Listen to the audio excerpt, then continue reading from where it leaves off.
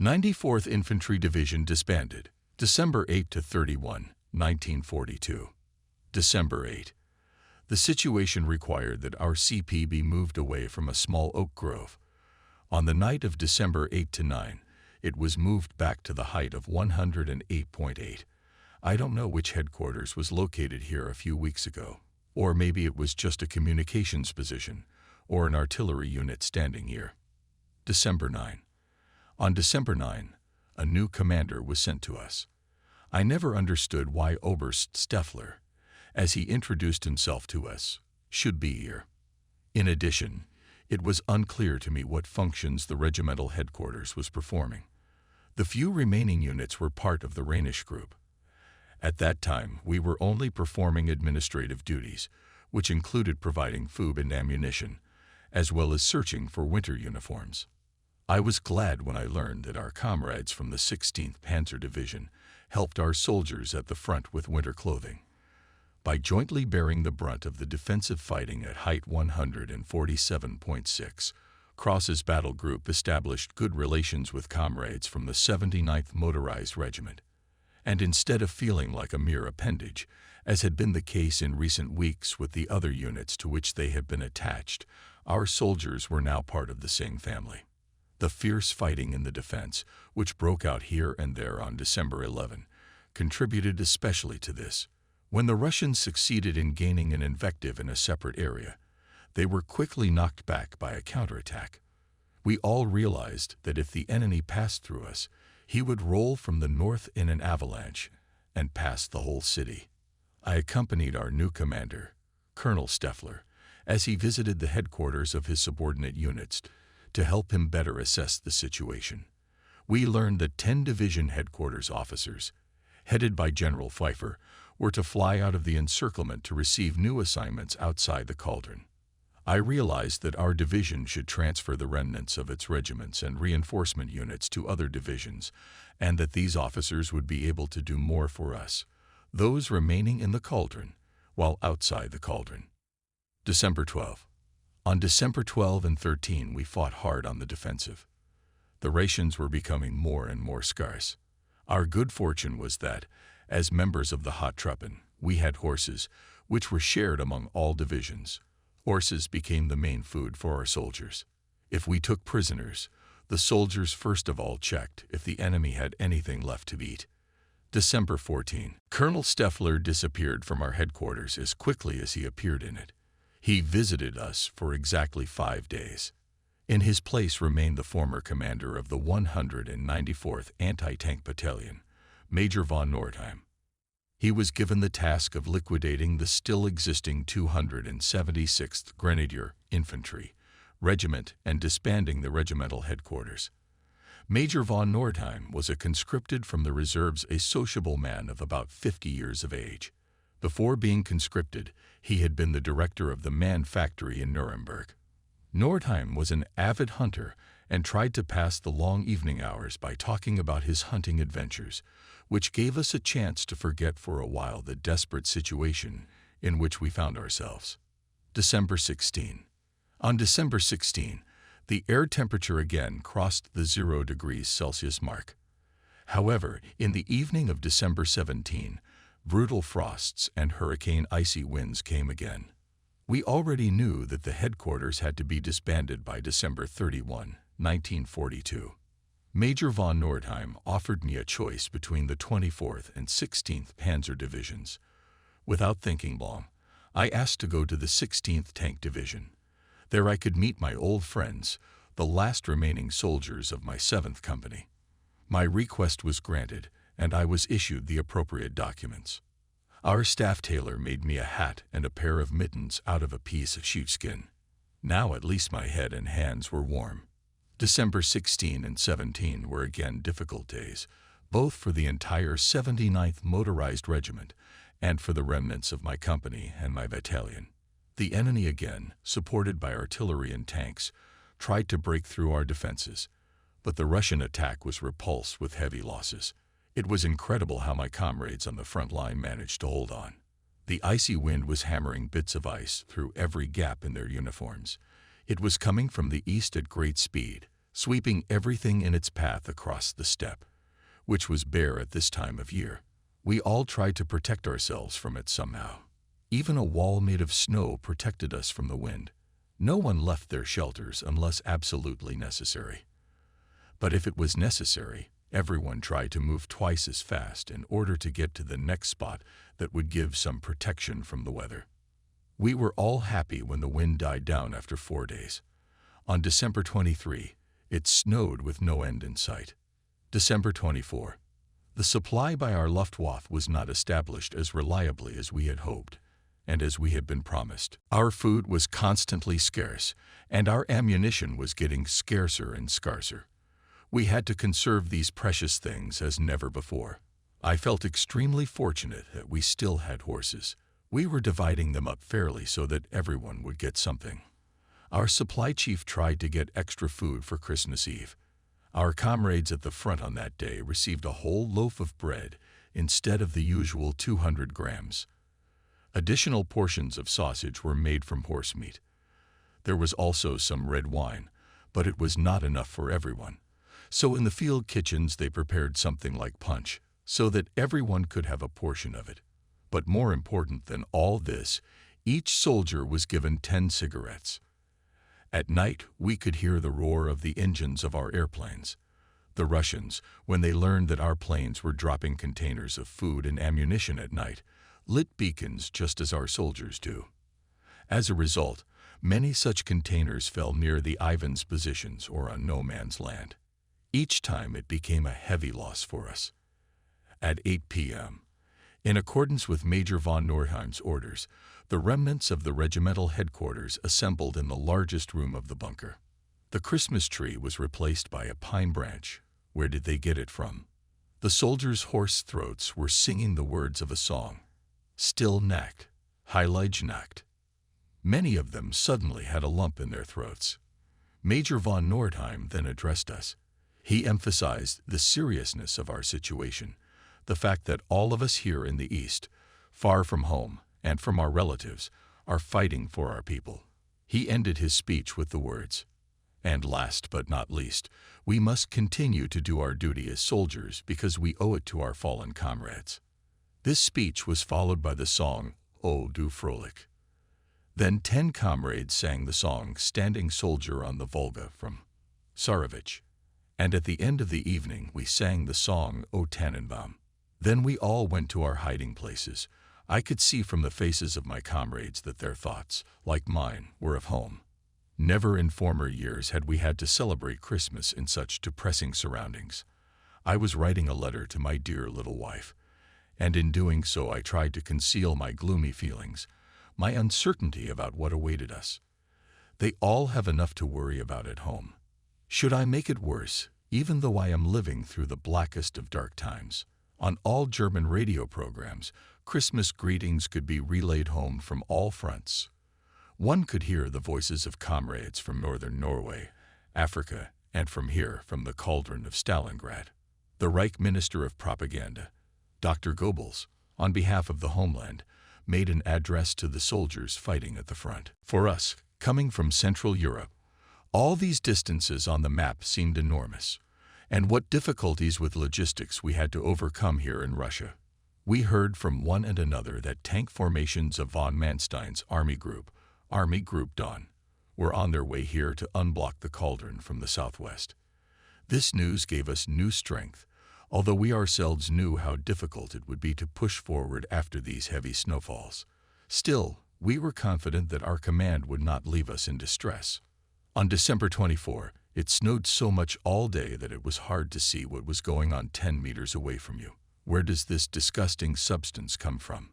Thank God, everything remained quiet in our section. It seems that the enemy is also having a hard time in this weather.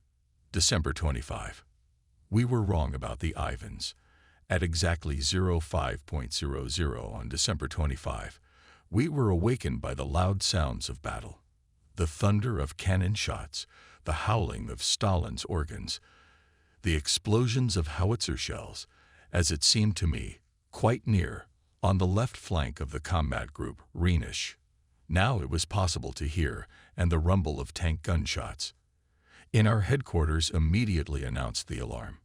Major von Nordheim called the Rhenish Group, from where he was informed that the Russians were attacking the left flank of the 16th Panzer Division with tanks and large masses of infantry. The main target was the height 139.7. Fighting was breaking out even behind the left flank of the sector of Rhenish's group. The sounds of battle continued to reach us all day long. Would our soldiers withstand this assault? We all hoped so, even though we realized how difficult the task was. With each passing hour, the snow drifts were getting higher, and it was becoming more and more difficult to move about on the ground. In such cases, it is almost impossible to walk. One can only run. In the evening, we learned that despite heavy losses, the enemy had captured the height of 139.7. Our losses were also very high. December 26. At about 03.00 in the early morning of December 26, as dawn was slowly rising, the sounds of another battle were again heard from the north. On inquiry to the headquarters of Rhenish's group, we were told that our counterattack on the height of 139.7 had been repulsed by Russian fire from the shelters. Another Russian attack did not follow. However, our comrades were ordered to entrench and build shelters, all this at night, in the frozen ground, under artillery and mortar fire, and most importantly, they had to be ready at any moment to rush to repel an enemy attack. December 27. On the evening of December 27, my Futtermeister Gregulitz showed up unexpectedly. He was worried about our remaining horses, which were sheltered somewhere in town. Gregulitz looked very depressed. He reported, "There's only a handful of horse feed left. In any case, the weakest animals have already been slaughtered. Most of the remaining ones will be slaughtered as well. When you manage to get something that can be used as horse fodder, the strongest of them are given this fodder to keep them alive as long as possible. Herr Oberleutnant, so far I have been able to keep your mumpets alive. But now, no matter how hard I try, I can't do it." I understood my old forager, this farmer from Upper Silesia, very well. For many years he had looked after the company horses. He had managed to ensure their survival during the very harsh winter of 1941/42. And here he stood, helpless, unable to save his trusting four-legged friends. Lacking the necessary forage, he became as powerless as any of us. We looked at each other with heavy eyes, and I said to him, "Then you need to slaughter my Mumpitsa too." We shook hands firmly and said goodbye, and Gregulitz went outside. I prayed to myself for Mumpits. I could not hold back the dark thoughts that had taken hold of me.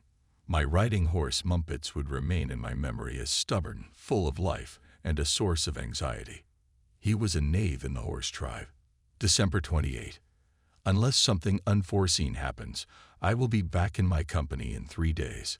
It is now called 1st Company, 79th Motorized Regiment, and is under the 16th Panzer Division, but it is still the same soldiers from my former 2nd Battalion, 276th Grenadier Infantry Regiment.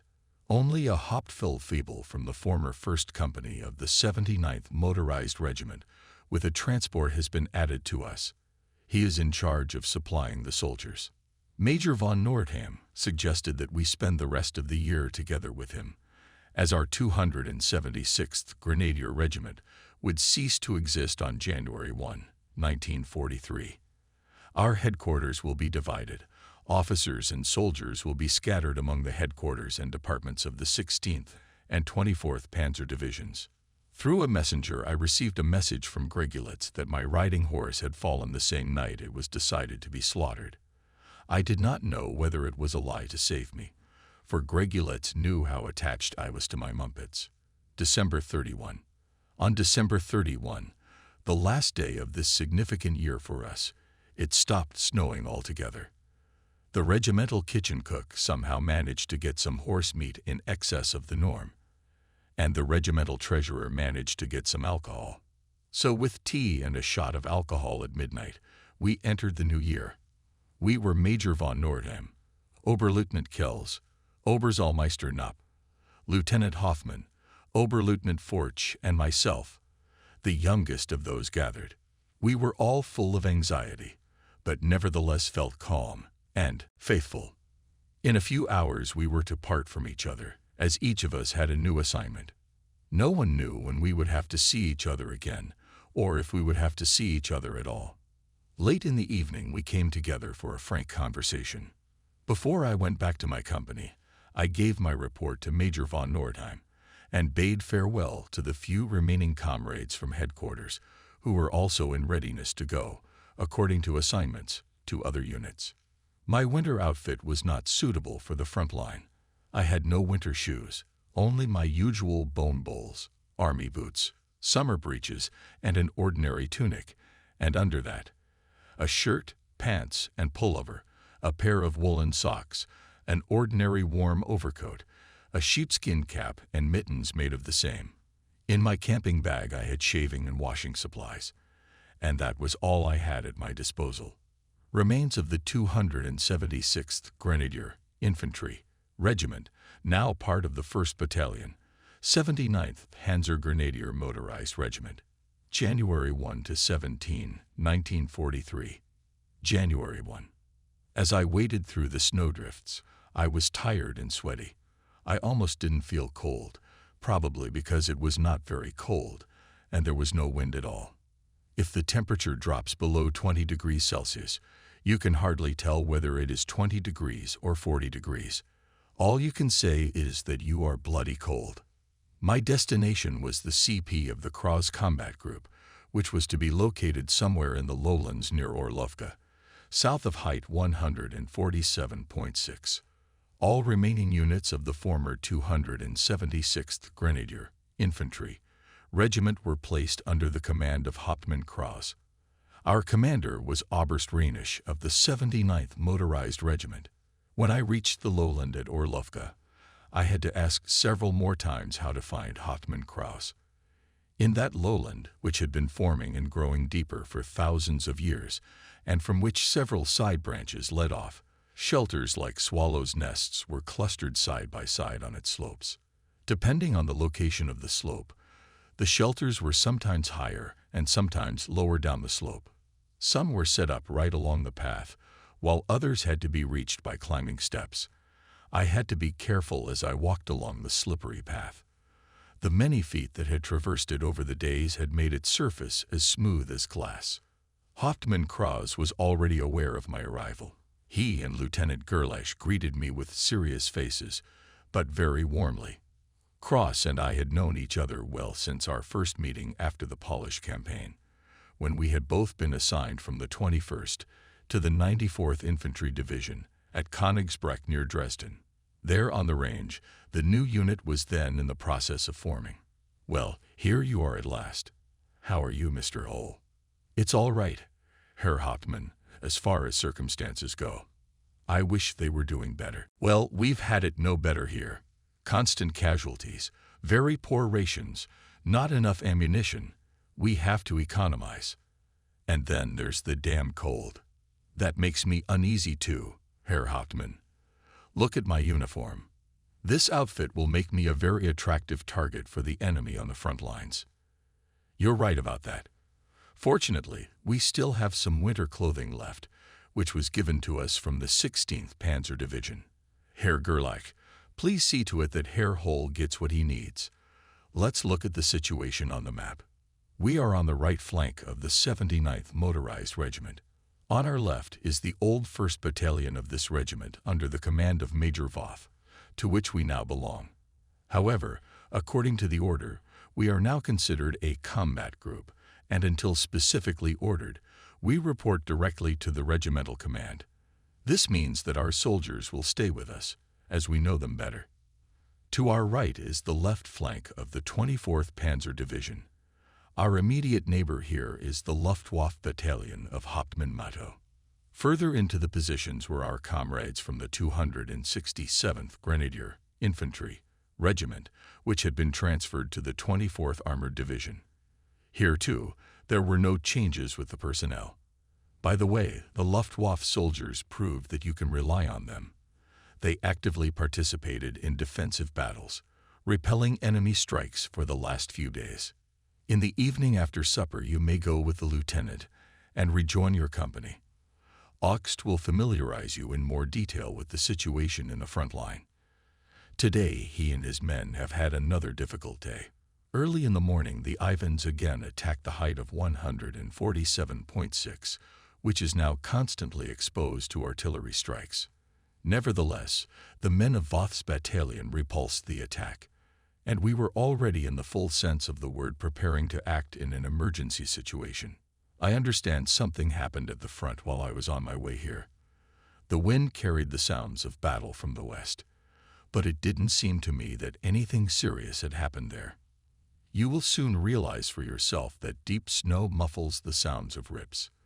The sound wave is also absorbed by the snow and does not make the noise we normally hear. At that time, Lieutenant Gerlach brought me some camouflage clothes and a pair of felt boots. In a few minutes I had already pulled on my new uniform. I stuffed the free space in the boots with 2 pieces of shoe cloth. I had a size 39 shoe. Now I was no different from my comrades. Herr Hauptmann, before I go to my soldiers, I would like to see Hauptfeldwebel of the 1st Company of the 79th Motorized Regiment Big. I don't know him yet, but I would like to meet our new spice, Mani.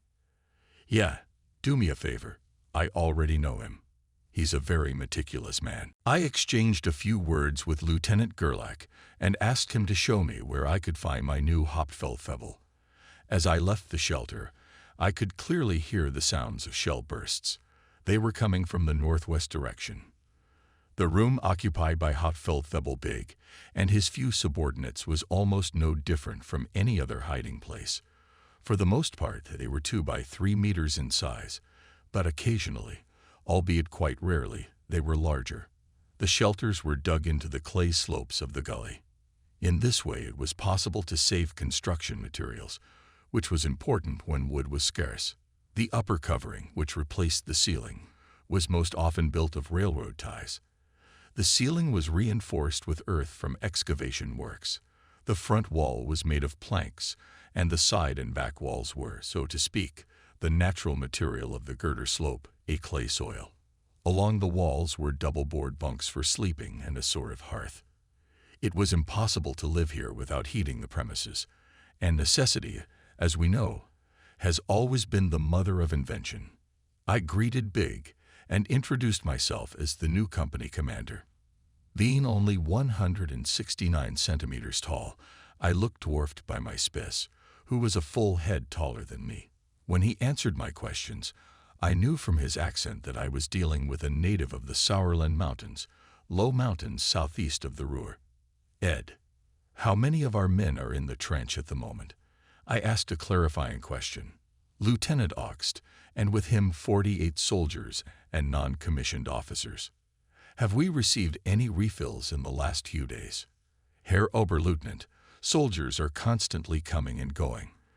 The battalion doctor takes care of the minor injuries and then tries to send the soldiers back to the company as soon as possible. Let me ask you if you'd like to come with me to our quartermaster. I'd like to discuss some matters with him. And you might take this opportunity to get to know him. I agreed, and we set off together. The room where the technician, whose last name was Schultz, was housed was the same as the ones described earlier, a room 2 by 3 meters and no more. Together with Schultz, 4 of us crammed into it, and we filled the shelter completely. The only thing worth mentioning was the cylindrical iron stove, which was working at full power. I even felt that I was too hot in that shelter. Big was discussing matters of service with his comrades, and I listened to the conversation with interest. Suddenly, there was a howl, and we found ourselves in the middle of a raging flame. I was shocked. The only way out of the room was blocked by a wall of fire. We had become our own worst enemies. The heat was unbearable. Although it lasted only seconds, it seemed like an eternity to us. But there was nothing unusual about the incident for the foreman. He raked a blanket from his board bed and threw it over the gasoline canister that stood by the door. Then he grabbed his heavy overcoat and threw it on top, and a miracle happened. In a few seconds, the flames calmed down, but now it became difficult to breathe in the small room because of the smoke. I jumped outside and breathed in the fresh winter air. The others followed me. Big was beyond furious. He abandoned the technique. Heck, you know you're not allowed to keep gasoline cans in heated areas. Put it somewhere where there's no risk of it exploding. Big and Schultz apologized to me. By then I had recovered from the shock and quickly realized what had happened. I had to get used to it. I was now a company commander in a motorized unit, but I didn't have a driver's license, nor did I have the slightest idea how a motor worked. But that didn't matter now. All that was required of us was to hold on and endure, no matter what it cost us. We were always outnumbered and outgunned. We were all determined and willing to stand to the end. I headed to my company with an outfit delivering meals there. Only a few weeks ago, my Hauptfeldwebel could easily have gone to the front line with the cook on a cart and delivered food to all the platoons. Now 6 soldiers were carrying 3 canisters, in which, alas, only a pitiful semblance of warm food could be found. Big carried a few pieces of bread and lard in his sack. We followed each other along the broken path. I was the last to go. Each of us tried desperately to keep our balance. No one spoke. After about 10 minutes, we reached the company CP. This CP was nothing more than a hole of about 2 square meters. My deputy, Lieutenant Oxt, appeared and spoke in a whisper to the Hauptfeldwebel. At that time, I entered this makeshift dugout. A makeshift lamp dimly illuminated the room. A sheet iron canister turned into a stove gave some heat. 3 figures came up to meet me. They were Pavelek, Nemitz, and Grund, our company barber. I was glad to see again these faces that had become close to me. It is very important to personally know the people who are there for you, especially in a difficult situation. People you've been around for years, with whom you've been through the good and the bad. You know their strengths and their weaknesses. You have more faith in them than you would in a newcomer. This doesn't mean you should underestimate those you don't know personally.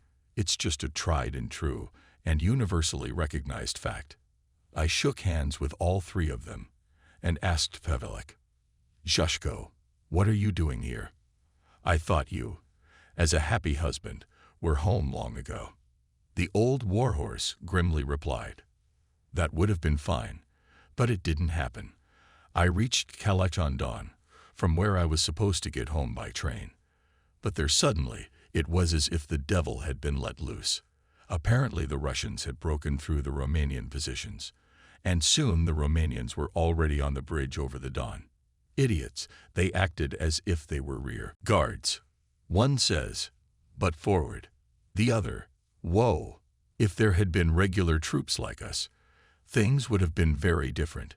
Herr Oberleutnant, our soldiers, and I would have been able to hold and organize a defense." I tried to calm him down. "Well, I doubt we would have done any better there. But all this makes me want to puke. When the Russians did show up on the far side of the Don, just a day later, it meant the end of my leave to get married. I had to hurry back to the company. Sad, Zhushko.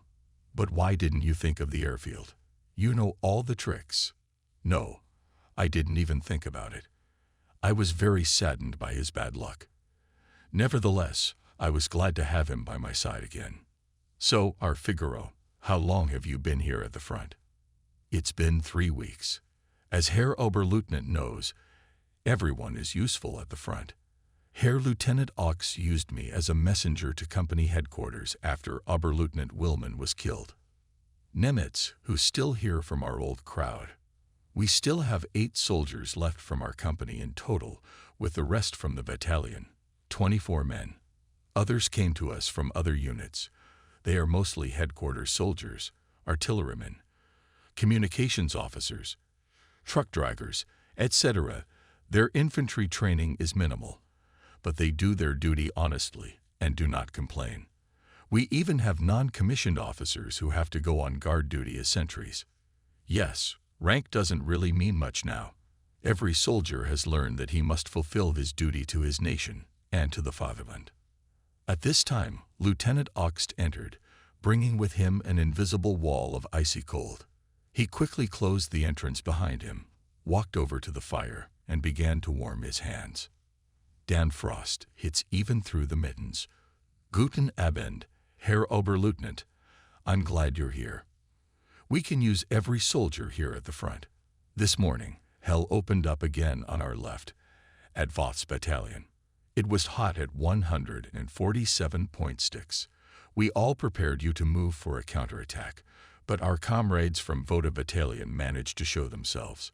Russian artillery and heavy mortars shelled the height thoroughly and intensively.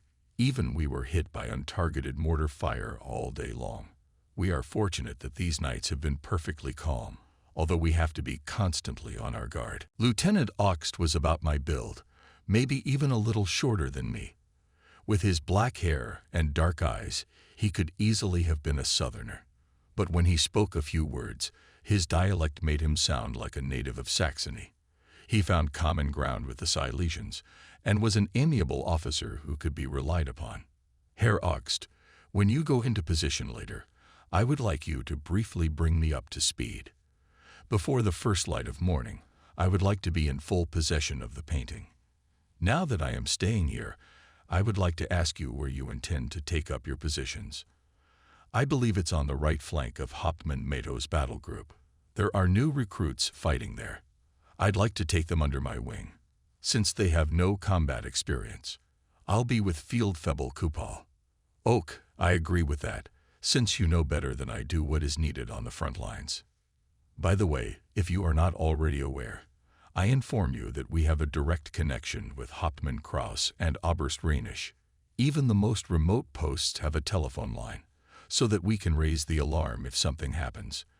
The Strapenzikers now always work the night shift. Oh, that's fine. In that case, I can call Mr. Colonel Rheinisch and report my arrival to him. I called regimental headquarters and reported my arrival at the company to my new commander and Hauptmann Kraus. Then, together with Lieutenant Oxt, I had to move to the forward posts. It was impossible to get lost here. If one stepped even one step to the right or left off the beaten path, one could drown in the soft snow. The night was starry. The snow crunched under his boots, and there was not the slightest breeze. I could see the man breathing, for the air he exhaled froze immediately. Small crystals formed in the nose on the inhalation. The entire landscape was colored white and was ghostly quiet. Only in the distance, from the direction where Stalingrad was located, that cursed city we had failed to take, came the faint sounds of battle. I silently followed Oxt, watching the night pictures. Here we arrived at the first forward post and listened to the sentry, who whispered about the situation. Nothing unusual had occurred. A field telephone stood in the corner of the observation post. A machine gun position had been set up, and the machine gun itself was wrapped in a tarpaulin so that it could be used if necessary. On the enemy's side, the snow lay so high that during the daytime, it was possible to stealthily reach this position, quickly right from dens in the snow. To call these snow holes shelters or positions would be an exaggeration. It was only possible to build a fire to keep warm at night, because during the day the smoke would give away the location of the position to the enemy. And as a result, targeted mortar fire could be expected. We arrived at the second post. This position was the most remote. It was located right at the foot of height 147.6. A field telephone was also installed here. I recognized both sentries, as they had previously served in other units of our battalion. Oxt whispered to me, "That height over there is the most important point in this section. It's the responsibility of Major Voda and his soldiers. At the slightest noise there, we must be on high alert in case help is needed. The same goes for Hauptmann Mato's unit on our right. There are 2 battered tanks standing there, 1 T-34 and 1 tank of ours, from the 16th Panzer Division. This morning the soldiers from Major Voth's battalion managed to repel the attack, but who knows what will happen tomorrow." I looked up at the hill. It was barely visible in the darkness, but it was at least 100 to 120 meters to its top. We still had 3 more posts to check. We did not visit the shelters because the soldiers had to be allowed to rest. With their meager rations and the bitter cold, it would be irresponsible to disturb them, especially when no one knew when the enemy would give us more trouble. It was only at the last post that Lieutenant Oxt summoned Fieldfebvre Kupal. I wanted to say hello to this old soldier of my 7th Company, still that old former company. Without further ado, we shook hands. His face looked gaunt, but his slightly crooked nose looked the same as before. "Kupal," I said softly, "Lieutenant Oxt will now stay with you and watch your right flank. Do you have room for him?" "Jawohl, Herr Oberleutnant, enough room for one man. If anything happens here, call immediately." "Jawohl, it's clear." I shook hands with both my companions and wished them well before heading back. "Take care of yourselves." I was now fully in charge of this 150-meter wide sector. What would tomorrow bring? How long could we stay here? I had no answers to these questions. Here one could only believe, hope, and trust. January 2. At the first light of a new day, the artillery was again talking from the side of the 147.6 height. I tried to contact the second post. The line was still working. The sentry reported that Russian artillery and mortars were shelling the height. Then I recognized the return fire of our machine guns. I could clearly hear the sounds of battle through my earpiece, but my sector was quiet, except for the occasional bursts of mortar shells and the occasional ricochets. Nevertheless, I ordered everyone to be on high alert, because no one knew what would happen next. The situation could change in a matter of seconds. Toward noon, the sounds of battle subsided. The commanders in our sector reported that the attack in the Voda Battalion sector had again been repulsed. Our losses were being replenished with soldiers from the rear services and headquarters. We, too, were to be resupplied. The night of January 2/3 again required us to be on full alert. A strong Russian assault group suddenly collapsed on the left flank of the Rhenish group, exactly on the boundary line with its neighbor on the left, and cut into our positions. The enemy seized cover. In these brutally cold weather, shelter, where one could keep warm, meant life or death if lost.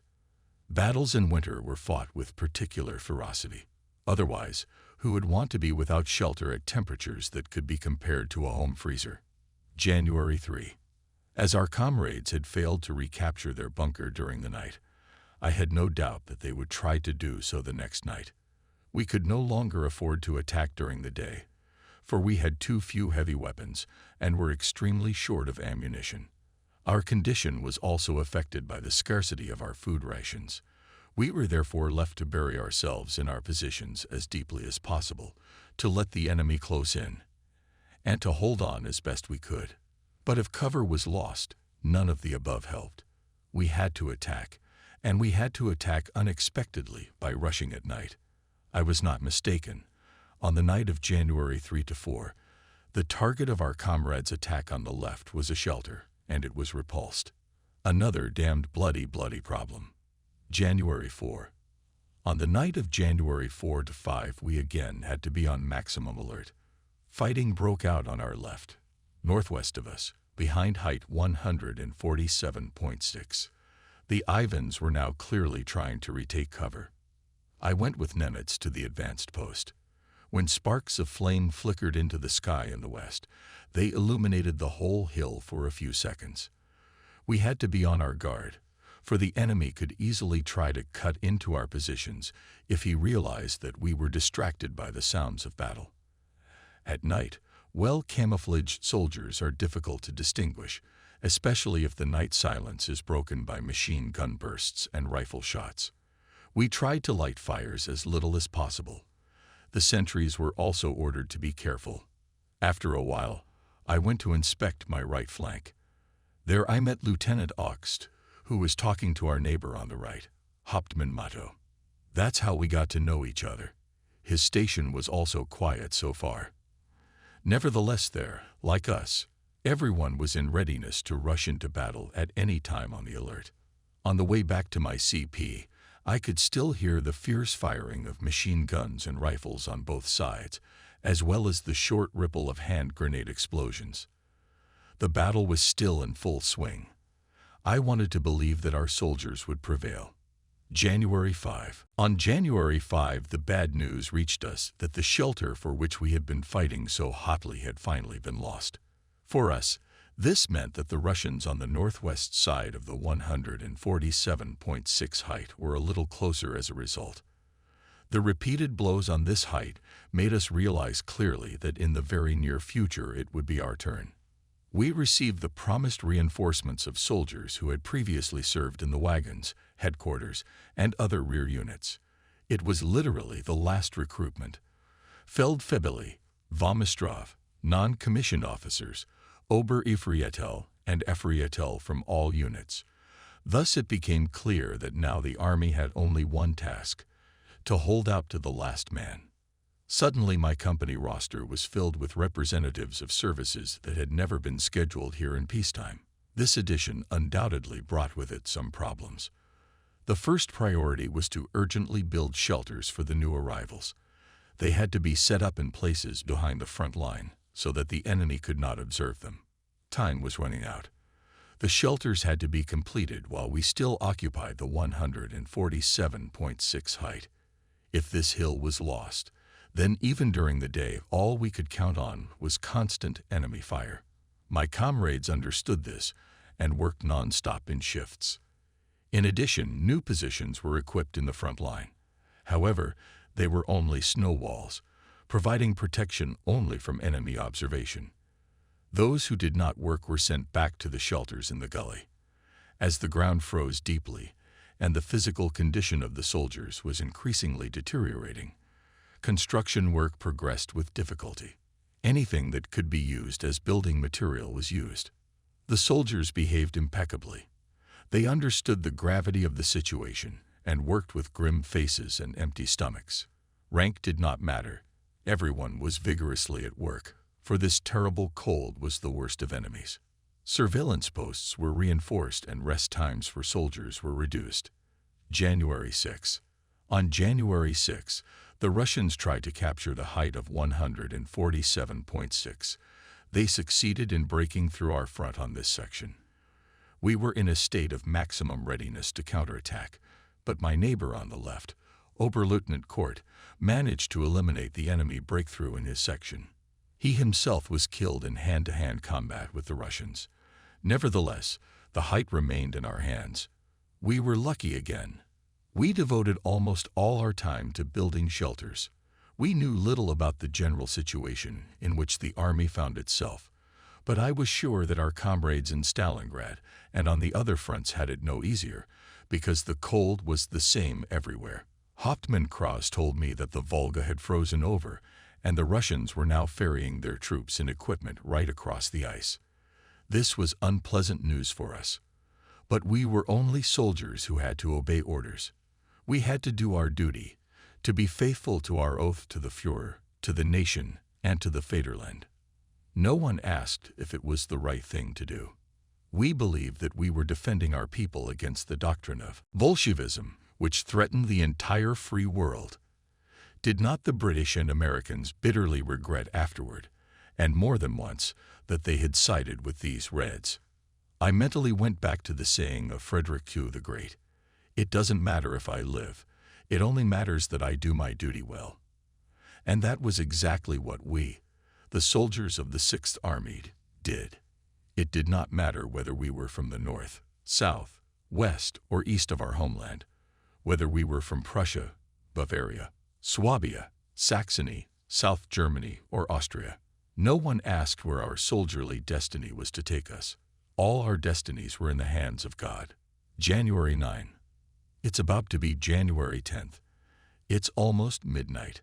I went with my messenger Nimitz, as I did every evening, to inspect my section from left to right. The second sentry, who was on duty directly below 147.6, reported to me. "Herr Oberleutnant," the division called. "The general wants to speak to you immediately." I was surprised. What could my divisional commander need from me?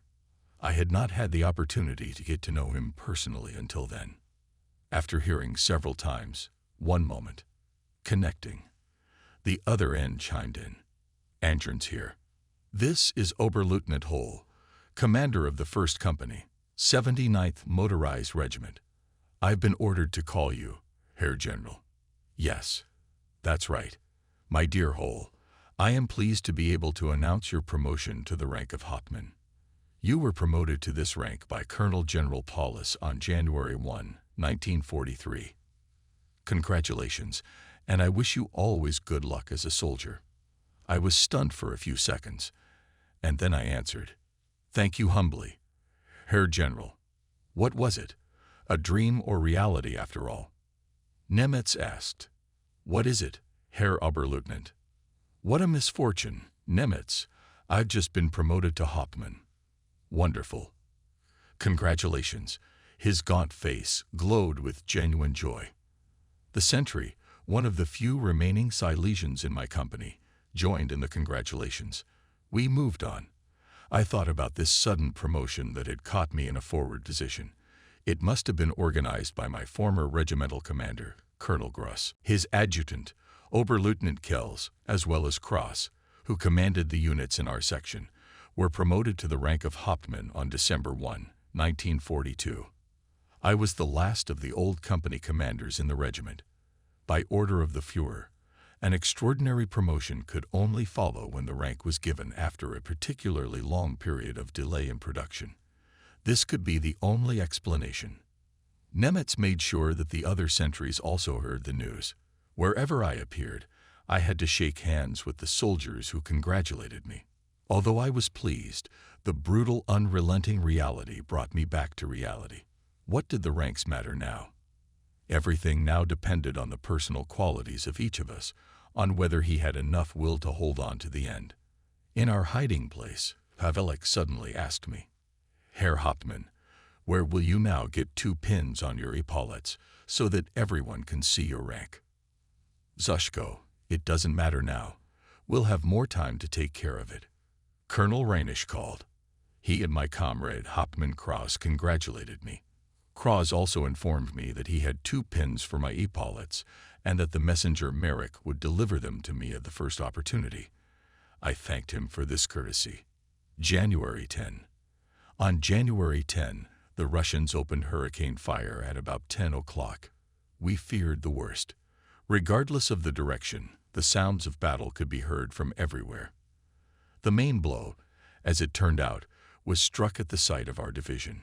Judging by the intensity of the fire preparation, it was obvious that the Russians had considerably strengthened their grouping at the expense of troops transferred across the frozen Volga.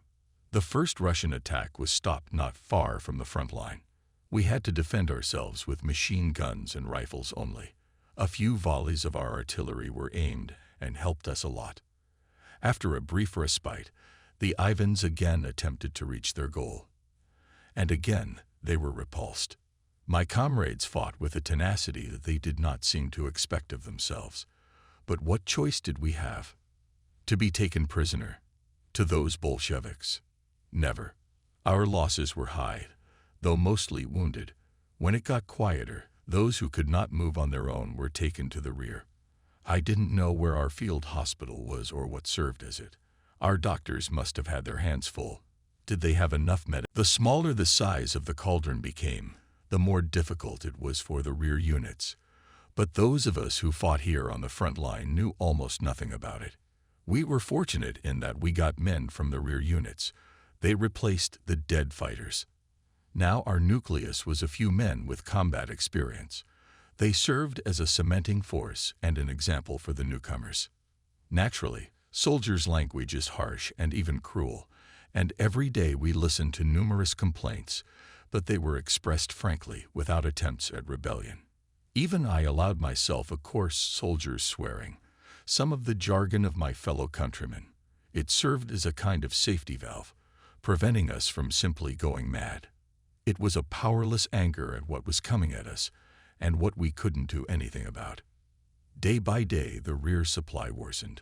Only the front-line units still received their 200 grams of bread. All others had to make do with 100 grams. The soup consisted of 1 water and horse meat put through a meat grinder. It seems that flour or any other additives that might have made the soup thicker were now absent from it as such. I have now learned what fatalism is. You just try not to think about what tomorrow and the day after tomorrow will bring. I was lucky in that I did not smoke. If I could get a few cigarettes on the front line, which was increasingly rare, the inveterate smokers looked at them with religious awe. One such stick was passed from mouth to mouth and smoked to the end, burning the fingers of the one who got the last one. The smoke was inhaled and held in the lungs as long as possible. Most smokers closed their eyes. Finally, the tobacco smoke was exhaled with a loud sigh. January 11. The enemy's fire and attacks continued all day January 11. The enemy came closer and closer to the front of our neighbor on the left. He got the shelters with their dead inhabitants. He followed the same tactics on January 12. Our position became even more threatening. January 12. On the night of January 13, the few remaining soldiers on the left flank and in the center of the division's defensive section were withdrawn to the Spartakovka-Gumrek railway line. Now in the sector of the group Rhenish in our hands remained only height 147 sticks. We were lucky that the Russians did not pay attention to it and pursued us rather passively. A new defensive line consisting of bunkers, still built by Romanian troops and located about 1.5 kilometers behind the old front line, was occupied by our neighbors on the left. We remained in our former positions awaiting further enemy attacks on the vital 147.6 height. January 14. Now the enemy realized what we were doing. He concentrated his fire on height 147.6, shooting our positions almost strictly from a westerly direction. This tactic put us at a disadvantage, as the left flank of the division was no longer able to hold its former positions and was forced to move back. We found ourselves practically under flank fire. How were we to defend ourselves now? The division quickly realized this. We, too, were ordered to pull back to new positions. Many soldiers were not happy about it, and I understood them perfectly well. All the effort we had spent, all our work over the past few days had been in vain. We knew what we had managed to build here, on this defensive line, for ourselves. But what was waiting for us at the new positions? What if there was nothing at all and only these fierce frosts? We pulled back on the night of January 14 to 15. We left practically nothing behind us, except empty ammunition boxes. We took turns carrying 2 machine guns and a couple of boxes of ammunition. Tired to the point of exhaustion, the crowd of soldiers struggled to make their way through the snow. I warned everyone to keep up. The soldiers had to move in pairs and look out for each other. The first sign of frostbite is when your nose and cheeks turn white. As a rule, people just don't pay attention to it. If this happens, the only way to restore blood circulation is to rub snow on the area. I turned to my subordinates with the words, "Comrades, stay close together. We can't go far. The stragglers will have to be left behind, and they may freeze to death." The soldiers understood. I tried to pull myself together. The responsibility was too great. They all trusted me. If only I didn't let my men down. When our exhausted crowd, and the people looked like they could no longer be called a military unit, moved forward with great difficulty, every meter we passed became a torture for us, and 1,500 meters seemed endless. Nevertheless, we passed them. The strongest were assigned to patrol. The remnants of my old veterans gathered beside me, and along with this nucleus of the unit walked Lieutenant Augst. There was nothing left in us of the inspiration and confidence that had inspired us during the last few weeks, and of that former fierce determination to conquer Stalin's city. We performed our duty mechanically, like automatons. We felt some threat unknown before, but could not understand its nature. When we had a hard time, we shot and fought like a badly wounded animal, cornered, which defends itself to the end while it still has strength left. January 17. This is what happened on January 17. The enemy again unleashed his attacks on the left flank of our neighbors. The shelters were lost, retaken, then lost again and retaken again. In the end, however, the numerical superiority of the enemy told. However, he was stalling and acting cautiously. for he knew that we were almost finished. I and my comrades did not want to admit it. We simply could not believe that our Sixth Army was facing such a bitter end. Up to this point, we had always done our duty, doing even the impossible, and yet now we stood on the brink of disaster. The boiler is dissected into northern and southern parts. January 21, 22, 1943. January 21. For 3 days now, we have had no hot food. Blood circulation can only be kept up by movement if we are out in the open air, or by squatting as we cram ourselves into the dark openings of the crevices called bunkers. At the signal of the alarm, the human creatures throw off their fatigue and defend themselves with their last strength. This state of affairs has lasted for the past 3 days. I sent Pavelik and 2 soldiers with the task of finding our spiss and getting us something to eat. He returned early in the morning and brought hardly 100 grams of bread per man, which we ate as greedily as if it were a cake. January 22. On January 22, my old faithful messenger Merrick arrived to take me to the CP to see Hauptmann Cross, the commander of the units in our section. Cross, whose headquarters consists of only a handful of men, also lives in miserable conditions. You can read the tension on our faces, the result of a sense of responsibility for our comrades. Cross informed me that next night the entire division should withdraw southward, beyond Gorodish, to the northwestern outskirts of Stalingrad. Resistance, German troops, on the western and southern facets of the cauldron completely exhausted. Our troops are being pressed everywhere, and in the city of Stalingrad itself. The cauldron is cut into northern and southern parts. My company will fulfill the role of rearguard. We must leave the front line immediately after dark on January 23.